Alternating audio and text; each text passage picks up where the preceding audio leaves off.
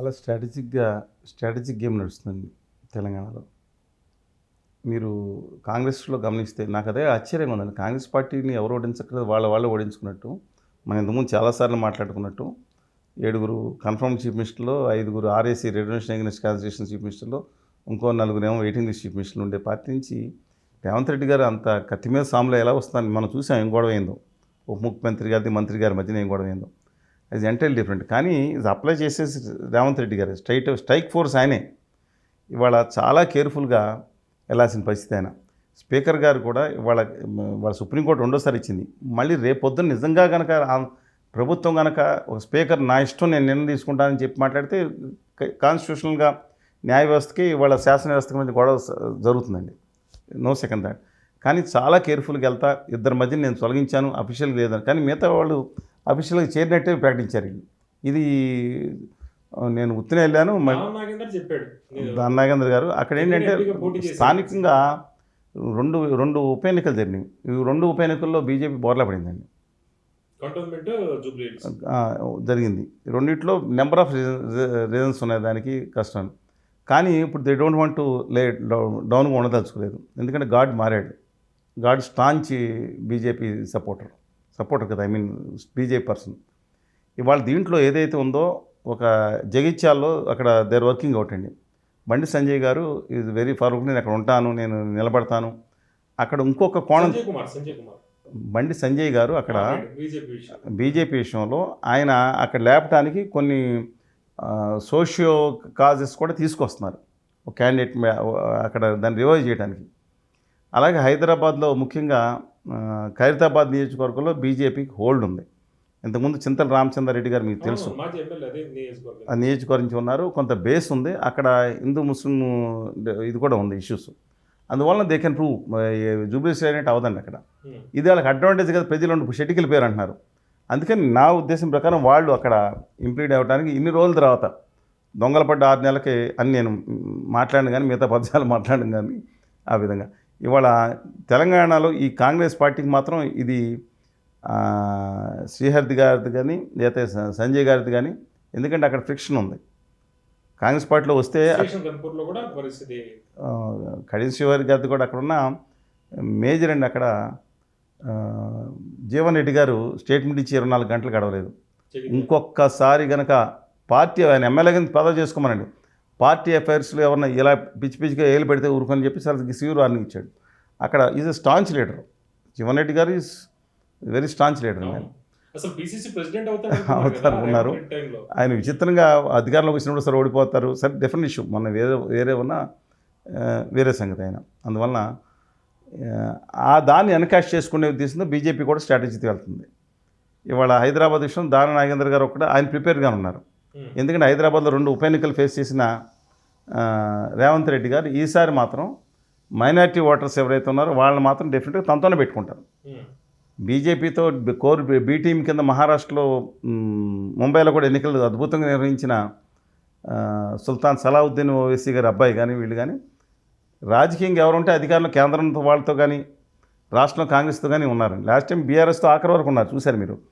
ఇవన్నీ కూడా అక్కడ కూడా మైనారిటీ ఓటింగ్ ఉంది. అందువల్ల దాన నాగేంద్ర గారు కాన్ఫిడెంట్గా ఉన్నారు. కానీ బీజేపీ ఈసారి గట్టి పోటీ ఇచ్చే అవకాశం ఉంది.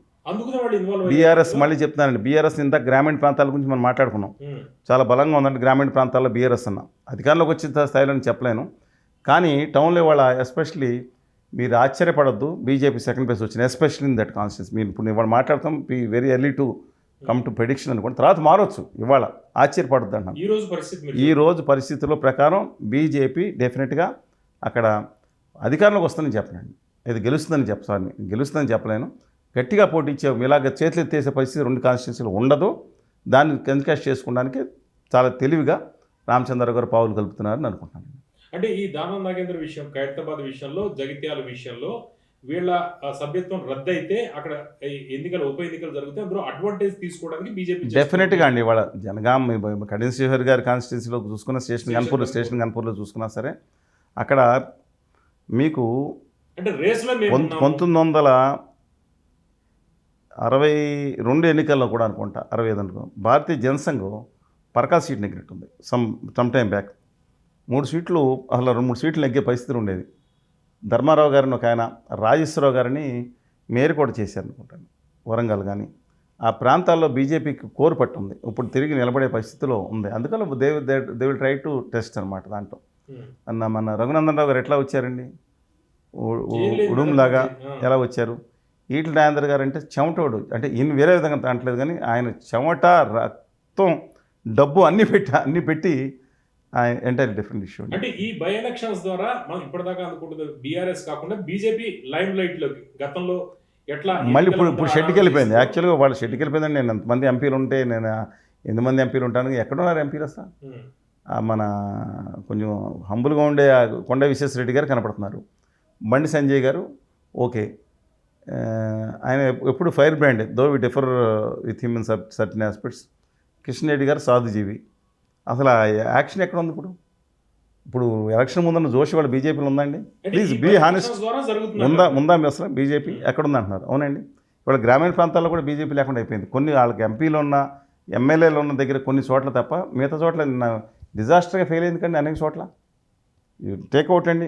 నిన్న రేవంత్ రెడ్డి గారు అన్నారు ఖమ్మం జిల్లా 2 సర్పంచ్లు గెలుచుకోలేదు అని అన్నారు, బుస్కుమని ఆ డిస్టిక్లో. అందువలన మళ్ళీ తిరిగి, ఎందుకంటే వాళ్ళకి బలం ఉంది.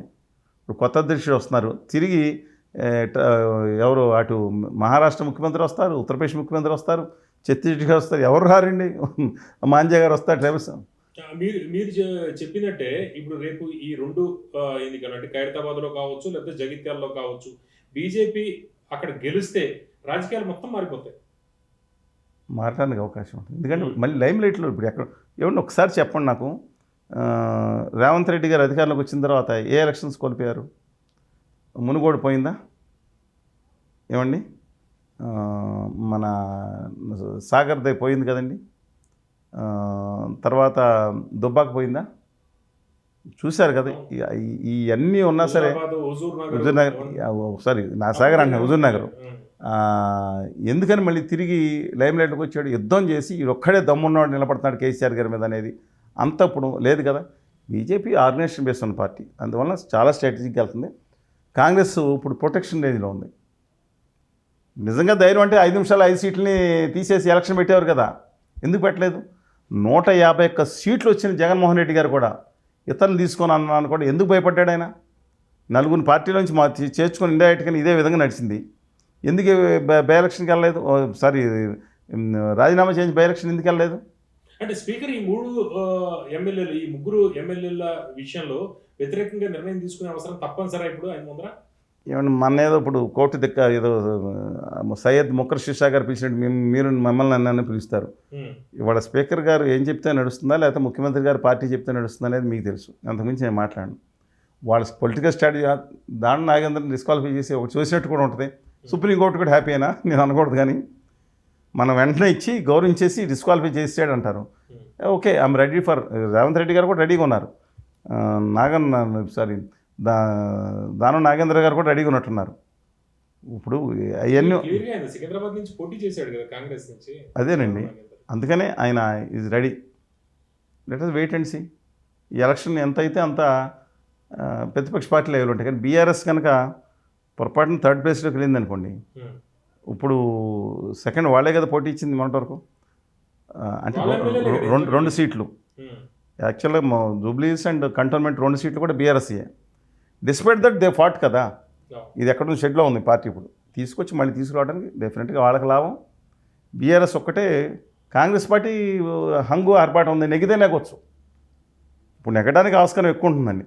కానీ 3rd ప్లేస్లోకి బీఆర్ఎస్ వెళ్ళిపోయింది అనుకోండి, ఇప్పుడు వరకు ఉన్న హైప్ ఏదైతే ఉందో కొంచెం తగ్గే అవకాశం ఉంది, బీజేపీ పెరిగే అవకాశం. అందుకే బీజేపీ వాళ్ళైందని నా అభిప్రాయం.